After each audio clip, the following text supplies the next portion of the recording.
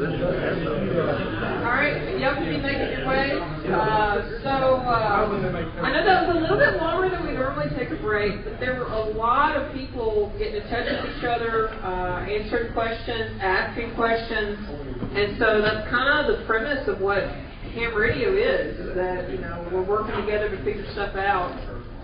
So thank you for those who are willing to say, hey, I need help with something, because I know that takes a little bit of courage. And then also thank you for those who took their time to kind of answer those questions as well. So certainly appreciate that. But without further ado, I'm going to hand the mic over to John for our program.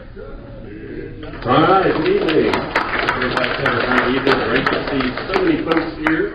And so tonight the topic we chose was kind of a broad discussion about all things mobile. So we're going to talk about actual mobile radios. We're going to talk about operating your portable, operating parks on the air, all the different things you can do while on the go or parked in a vehicle that can be on the go. So first off, that's not Ham's car. That is. Just kidding. Hopefully we don't end up with anybody to that extreme. But the first thing that I wanted to talk about is I wanted to eliminate any confusion because back in 2018, the state of Tennessee did pass a hands-free law. That law, however, does not apply to us. So in section 1A3, wireless telecommunications device means a cellular telephone, a portable telephone, a text messaging device, personal digital assistant, standalone computer, global positioning system receiver, similar portable wireless device is used to initiate or receive communication information or data. Wireless telecommunications device does not include a radio, citizens band radio hybrid, commercial two-way radio communication device or its functional equivalent, subscription-based emergency communications, prescribed medical device, and the biggie here, amateur or ham radio device. So it does not apply. So if you get pulled over, what I would really suggest is that you Google this, print it out, put it in a sheet protector and stick it in your glove box or something. So if you get pulled over and they try to say that you're operating your radio while driving, might get you out of a ticket. I hope it does. It's supposed to. I don't have a microphone. So why do you want a ham radio in your vehicle? Tons of reasons. To do UHF, VHF, I know there's a group on their drive into work every morning that's on the 8.5 repeater that like to rag chew. CW, yes, I said CW. Jim Sissel, KI, yeah, everybody knows about that? Yeah. For those of you that don't know Jim, he literally had a knee board, like what a pilot uses, and had a CW key strapped to his leg and would do CW while driving. Pat Lane did that for years. Okay, Pat did it too. Oh, awesome. So yes, CW. FTA, probably not while you're driving, but I will explain how digital modes can be done from a vehicle. Parts on the air. Emergency communications, having a radio with higher wattage that has the capabilities that you need in disaster response is really great, especially if you're going into an affected area that you might not know what the power situations are or anything like that. Satellites, again, not while you're driving, but Rick, I know you've done a mobile satellite, from the back of your vehicle before, so may even see that next month. Yes. Public service events. We talked about the Bluff City Blues ride. Even though the antenna is 200 feet higher, you can probably hit it with an HT. You're going to hit it better with a mobile rig. Skyward, again, that kind of falls in line with emergency communications. Field day. There's no reason why, if you wanted to do field day from a vehicle, you could. So,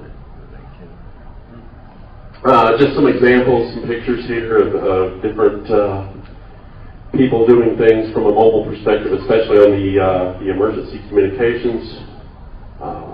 But when we talk mobile, you don't necessarily have to be inside the car. You can have a table set up outside operating. So over some safety stuff. Always disconnect the negative battery cable on your car when you're working on it. Stinks because you'll probably have to reprogram your FM radio presets, but use fuses or circuit breakers on all power connections.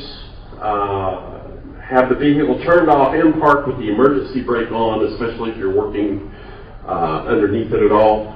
Use appropriately rated jack stands, wheel chocks at working under the vehicle. And make sure that you're using the correct gauge of wire for the application. So, yeah, don't use 22 gauge wire for your power leads to your radio. That would be bad. So some tools of the trade, just screwdrivers, socket set, nut driver set. On screwdrivers, I prefer these, the electrician screwdriver, because they're insulated up to the tip, so you've got less chance. No, it's not impossible not to arc, but less chance of arcing on something. Trim removal tool. You can get these at Harbor Freight for like $7, and you get like 5 of them. And they are very useful for prying away the trim or removing various plastic pieces. And because these are plastic, they won't mar or scratch your trim as much as when you're doing that. We'll get into how to use these a little bit further along. Wire strippers, crimpers, voltmeter, a test light, a drill if you're brave enough to mount your antenna by drilling a hole in your vehicle, an antenna analyzer, and then I mentioned glow rod or some sort of fishing device. And when I say fishing, it's not to go fishing for fish, but this is to help pull wires through. Like this style actually glows in the dark, so if you stick it inside your headliner and you look in here, it will actually be glowing. Electricians use these for finding cables in walls, or for pulling cables into walls, I should say. So very, very handy.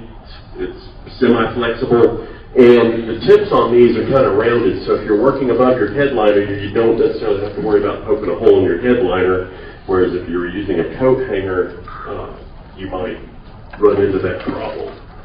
So, supplies, electrical tape, and I prefer to use both black on black and red on red, so I zip ties, cloth tape. This tape is used after you've made your connections, and it's really useful when a connection is going through a like your firewall or in through a body, because it's thicker and a little tougher, and it will prevent chafing of the actual wire. So you do this in combination with the grommet, and you're going to be in good shape. Lugs, like terminals for, these are just crimp-on lugs that you can crimp on for going to your battery. Heat shrink, stranded wire. Again, make sure that you've got the appropriate gauge. And I forgot to bring my ground straps, but on Amazon for not a lot of money, you can get braided ground straps that already have the lugs crimped on either end, which come in really useful, as we'll see here in just a little bit. So choosing a radio, the first thing, what capabilities do you need? What do you want to do? And that kind of goes back to why put a ham radio in a car. So that's going to be a very individual decision. For me, I kind of want to do everything. So I've got an ICOM 7100 in my Jeep that will do UHF, VHF, and HF, and does D-Star as well. How much wattage do you need? Would a handy talkie do the job? And we're going to get into that in just a little bit. Already mentioned UHF, VHF. Do you want one that's got, and actually most of them nowadays come with detachable face plates. And another question you might want to ask yourself is the separation cable that comes with that, is it going to be long enough for your application? So HF digital crossband repeat, that is a very useful feature. And so ask yourself, where will the control operator function be performed? Are you going to need to operate from where you're sitting and driving, or are you going to be outside of the vehicle for like doing parks in the air? Or antennas, what frequencies and modes will you use? How much power do you intend to run? Is there a suitable way to mount it to your particular vehicle? And the mounting is really where things, that will determine a lot. What type of height considerations are there? I have a whip that if I go through a drive-through and they have a sign that says it's less than 9 feet, I'm going to hear it go doing as I go through there. So be mindful of that, because you can really, there's some long whips out there that, or if you couple the height of just some regular antennas on top of a truck that's already lifted, or you can really get into trouble quick. So always keep that in mind. Fluorescent bulbs in parking lots used to get taken out. Boom, boom, boom, boom, boom. So what kind of winds will it need to withstand? I mean, how fast are you going to drive with this antenna mounted? So in other words, for what you're wanting to do, you may actually have to have a way of dismounting the antenna while you're driving and then quickly mounting it once you get to where you go. Will any additional DC power be required? Some antennas, particularly the screwdriver antennas, you have either a rocker switch or a controller that requires additional power to actually move the coil up and down to tune it. And will you need a tuner for your antenna? So, just some of the things to ask yourselves when you're picking a mobile antenna. And I don't know anyone that's got that one right now, but Ham? So whip antennas, the basic whip, I'm sure we probably all have one. They're cheap, they're easy to use. Really can't think of anything negative to say about a whip other than, a whip for HF would be rather long. But optimally, if you can, you want to mount it in the center of a body panel, like either your trunk or your hood. Well, not your hood, the roof of your car. So, I don't know, some people have mounted on the hood. But if possible, it might not be possible, and you'll still get good results, most likely. Screwdriver antennas. For somebody that's doing HF, this is my personal favorite. I don't have that one. The screwdriver, you see the black antenna over there with the capacitance hat, for those that might not know what one is. It actually has a coil and there's a motor, and it moves up and down according to, well, it can do it automatically if you buy the controller too. But actually, in mine, I don't use a controller. I have a little rocker switch by my center console, and so for whatever frequency I want to use, I'll run that rocker switch up and down until the volume gets to its loudest point, and then the radio has an SWR sweep function. I can fine tune it from there with that rocker switch, and it really doesn't take long. I wouldn't recommend doing it while you're driving, but once you get it, and it's usually the one I have the little tar heel.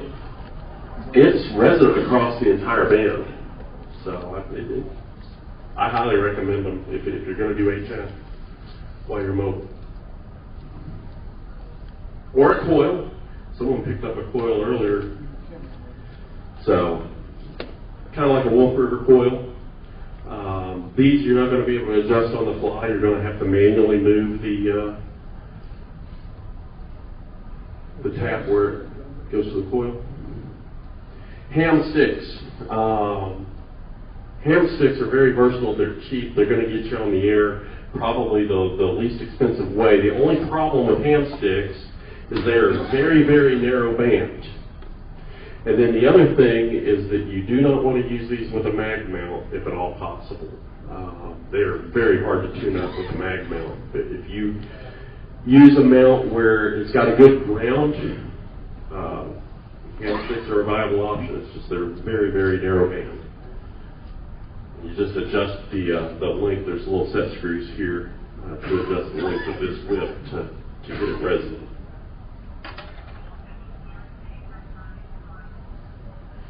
Antenna mounts. First off, the good old magnetic mount. It's cheap, it's flexible, it allows you to do a lot less. You got an aluminum body vehicle, but they've got their, and they're really good for UHF, VHF, and good old pizza pan too. Door jamb mount. This is one that I've used a lot. These you can find these, and it's not just for door jambs. You can find them for like your hood, coming out by the fender. But I use self-tapping screws and literally screw this into the side, and it's got a 5/8 inch mount there that you can put a whip, or I actually have a tar heel. The tar heel that I use on my Jeep is on. I don't recommend drilling into door jambs very much anymore with all the airbags that are in cars nowadays. Well, we're going to get into that. If you see where mine's mounted, there's no real risk there. It's mounted back by the tail lights, so there's a fairly empty cavity back there that. So, as a matter of fact, here's a picture of the back, and so one of those mounts is on this side with my whip, and then there's the tar heel over here on this side, and so works pretty well for me and what I'm trying to do. So. Nice clean one. If you're going to drill a hole, this is a through-hole mount. This particular mount I actually really like because for a couple of reasons. First off, you see these little teeth here, and the picture doesn't do it justice, but these teeth actually kind of point up. So they get a good bite on the roof from the inside so that you get a good ground. The other thing that I like about this one is that this connector just comes off like that so that you have less bulk to try to fish through your headliner. So they sell them on Amazon. I think they're about $15 with about a 12-foot length of cable.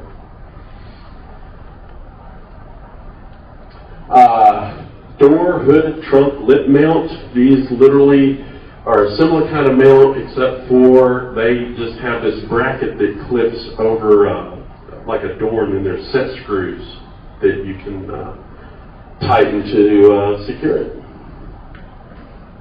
We got one for sale, I believe. Okay. All right. Great. That will make you a great deal on one if you need one. Mirror handlebar mount, kind of self-explanatory there. It just clamps around. Most cars nowadays don't have the rear view mirrors. It had like a bracket coming off of them. So this isn't really as applicable nowadays. I'm sure probably semis could probably still use these. And the good old hitch mount.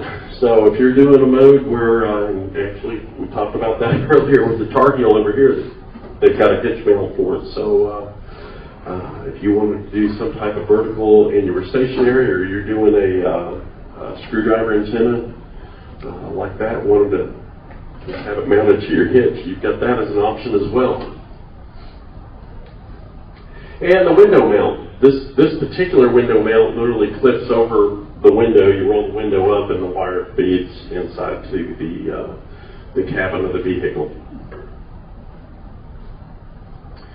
So some resources. Google. Man, I started installing car stereos when I was like 15. I wish we would have had Google back then.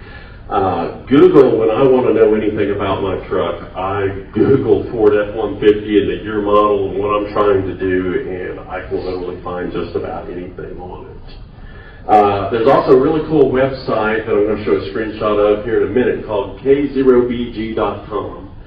This website has more information about mobile ham radio than anything. I've barely touched the surface of it, so lots of good information in there as well.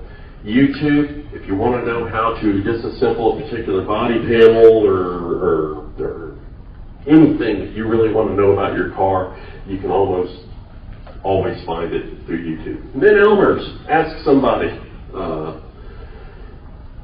Now that K0BG.com, this is just a quick screen grab from their website, and this is only like the top third of the page. If you scroll down, it just goes down. It's just tons of stuff on here, and really just chock full of information if you want more information. So if you got something to write it down, K0BG.com. Powering your radio. A couple of different ways. You can use a main battery, the same battery that starts your car, not my personal preference, or you can use an auxiliary battery. But there's a couple of caveats when using an auxiliary battery. But the reason I prefer an auxiliary battery is if I go to do parks on the air, or I'm doing field day, or I'm doing something where I'm operating and the car is not running, I want peace of mind that my car is going to start when I get through operating. So by having a spare battery that is isolated from the main battery, allows me to do that. So if you have the means of doing it, I recommend it, but again, it's just kind of a preference thing and what your resources will allow you to do. So when you're running your power cables on a mobile radio, run your power cables directly to the battery. Do not go through your fuse box. Make sure both the positive and negative connections are fused. And use plastic loom or cloth tape to protect the cable as it feeds from one compartment to another. Doesn't matter if it's going through a firewall or if it's coming from underneath the vehicle into the cabin. You want to protect that cable as it's coming into the main cabin. And most modern vehicles these days have either a voltage or temperature sensitive alternator. So the car has a Hall sensor to detect how much is being pulled off the battery. Make sure you run your negative through the Hall sensor so the alternator can keep up with it. Okay. Everybody hear that? So, auxiliary battery, if possible. Again, you don't have to worry about running your main battery down to the point where your car won't start. You want to isolate the auxiliary battery from your main battery with an isolator if you're recharging it through your alternator. If you use another form of charging it like solar, then you don't have to worry about that because it is completely separated from the vehicle's electrical system. But this is an example of an isolator. They run anywhere from $40 to hundreds of dollars depending on what you want to do with it. And basically, it allows your auxiliary battery to charge, but then it does not allow, if that battery gets depleted, it does not allow it to draw from the main battery. So now we're going to get into mounting your actual radio. You want to make sure that it is secure, not going to slide or move when accelerating or braking. Will the placement obstruct your view while driving? That's a biggie. Is there adequate ventilation? Is heat a problem? It gets hot here. And is the screen in direct sunlight? That's important because is there going to be a glare or something when you're operating it? And will your installation interfere with the vehicle's airbag system? You could mount your stereo or your radio on your dash and think that you've got great placement, and next thing you know, small fender bender, and that radio becomes a projectile that injures you because the airbag deploys and throws it who knows where. So be mindful of that. Suction cup mounts can be effective for the display. Not a big fan of them, but they're cheap, and magnetic mounts in certain applications. You may even have to homebrew a mount to secure your equipment where you want. I had a Yaesu that had a detachable plate, and I took some L brackets and just kind of bent them and cut them to the shape I needed to get them into the center console where I was trying to mount that. triple check, not just double check. You know, they say measure twice, cut once. I'm saying triple check before you drill or make any new holes, and you may have to get creative. So there's an example of a suction cup mount with an HT. Cup holder mounts, those can be useful too, especially for HTs. So they sell those on Amazon as well. My personal favorite, and this is actually my radio down here, are ram mounts. And these things, I've got an example of one right here. I think they were really meant for marine applications, but you've got a base, and then you've got this little articulating arm, and then you've got the mount, and they make these in all kinds. This one's for a phone, but you can actually put an HT on here. But you can undo this screw here, and angle it wherever you want. Once you lock this thing down, I mean, you can run over, you know, Memphis got a lot of potholes, so wherever you run over, this thing's not going anywhere. And they actually, for some vehicles, they make special brackets that accept these ram mounts that already have these 1-inch balls built into the bracket.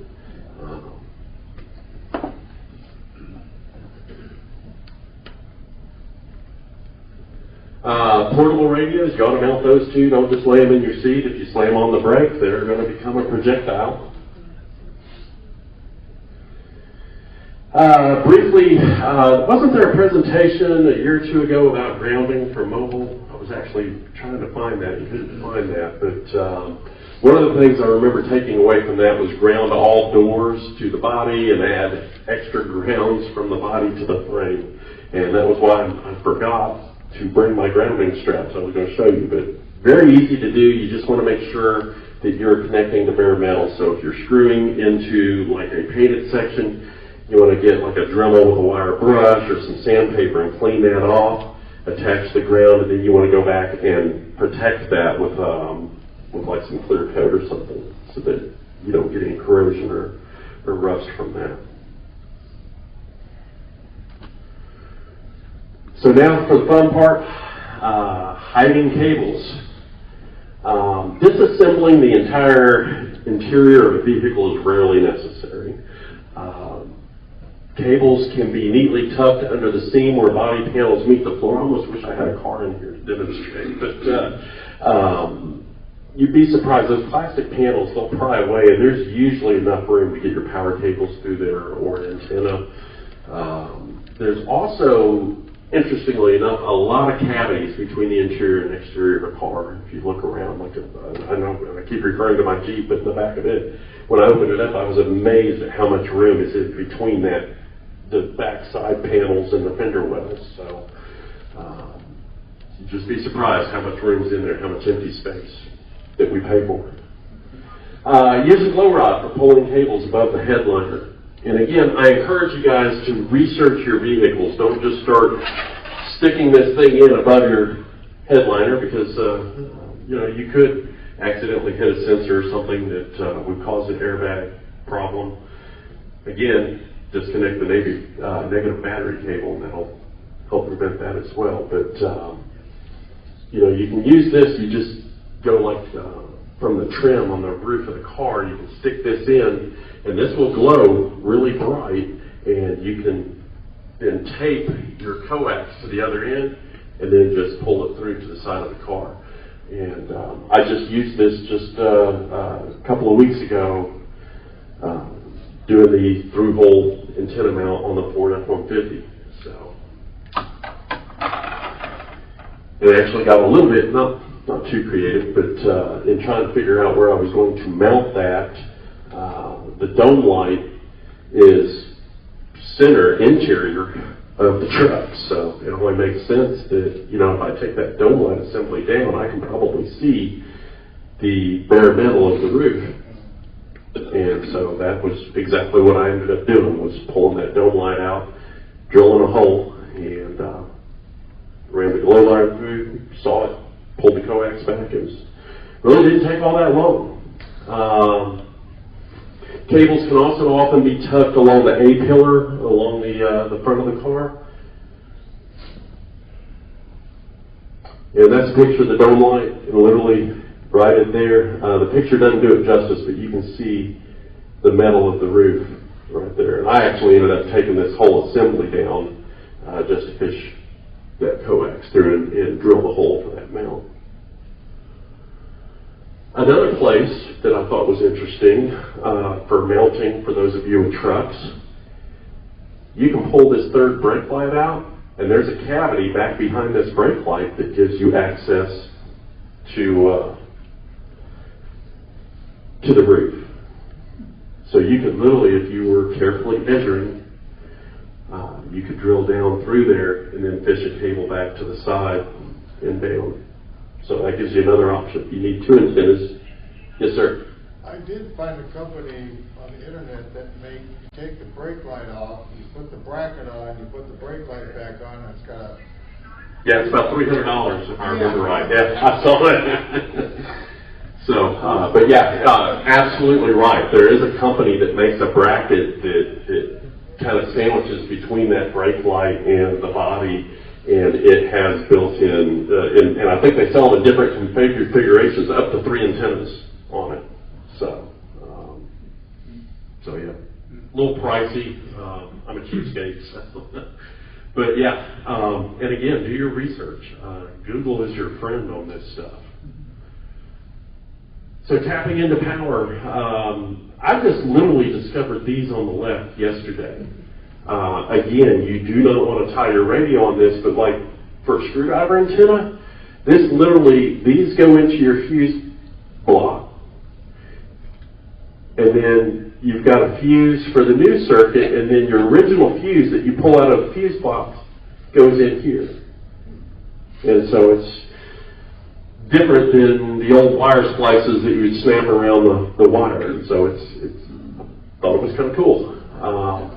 And then this wire type, I actually have some of these here. This one, you literally just fold it over the wire, and then you have just a normal spade connector that goes into the side here. So again, the old ones that I remember, you had to stick 2 wires in. One went part of the way in, the other side went around the whole wire.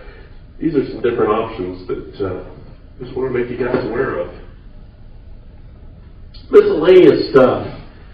I love USB power. It's universal. It powers so many devices. This is a little panel that I bought off of Amazon. This flips up, and there's 2 USB ports.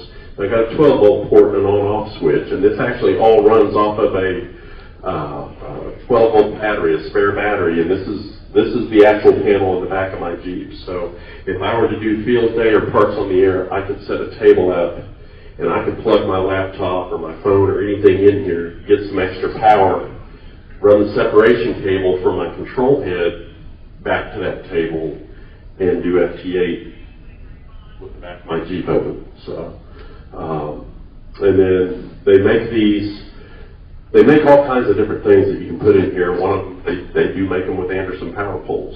And you can't see it in this picture, but this has Anderson power poles. And I literally lay a solar panel on top of my roof into that to keep my spare battery charged when I'm parked and operating. External speakers. A lot of the radios, especially if you mount the body under your seat, hard to hear. Really hard to hear. Especially if you've got a truck that's loud or a lot of engine noise. So what I've seen some people do, and Ham, I actually noticed you had external speakers mounted on your dash, I believe, facing back towards you. But this person, these are headrests. They mount them to their headrest. And I've even seen people do them with those RAM mounts where you can adjust them. So yeah, that's going to be right in your ear. No problem hearing if you got that. Bluetooth to your car. The Anytone 878 comes with Bluetooth, and it will connect to your car stereo system. And it comes with a Bluetooth PTT. And the Velcro on this isn't enough to go around your wrist, but it will go around your steering wheel. So you can literally, using your car's Bluetooth system, do DMR completely hands-free, even though the Tennessee law says that we can operate a ham radio, they'd never know the difference if you were doing that. So, just wanted to throw that out there as an option. Some other things, do you need a hotspot? If you're doing DMR, you might rather have a hotspot because you might be moving in and out of range of various repeaters and whatnot. You can have a hotspot mounted in your car. Have it connect to your phone's Wi-Fi hotspot, Perry. I know you've done that before. More fun stuff, that's a laptop mount. I have one of those in my Jeep so that I can literally do FT8 from the driver's side. I don't drive and do FT8, but I can park somewhere and actually do that if I wanted to. And it folds up and is collapsible and stores under the seat. Motorcycles count too. Any motorcycle riders here? You have a ham radio on your motorcycle? No? Well, you can have. And then last but not least, when we're talking about mobile, how about bicycles? Check this guy out. He's got a 705 and a CW tier on his bicycle. So the long and short of it is, get creative, have fun, don't be afraid. You know, and there's plenty of people.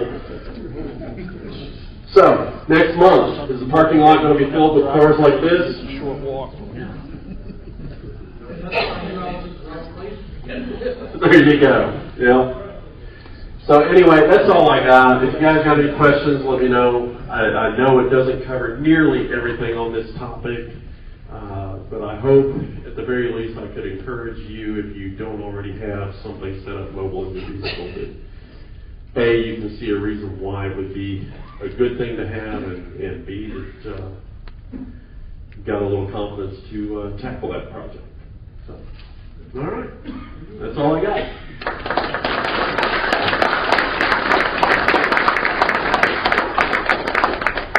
Thank you, John. And hopefully we will see a few more incentives out there next month. But does anybody have anything else before we go? Okay, so again, one last reminder, Bluff City Blues is on the 30th. If you're interested or if you have any questions, you can let me know or Steve know, or just sign up. The Elmer sheet's over there if you want to either serve as an Elmer or get some help. And then, of course, come by one more time to see if there's any items you need. We don't want to hang out too late because I know Randy needs to lock up, but still kind of peruse through real quick and see if there's anything you need. So with that, we'll be adjourned if there's no objection. All right, we stand adjourned.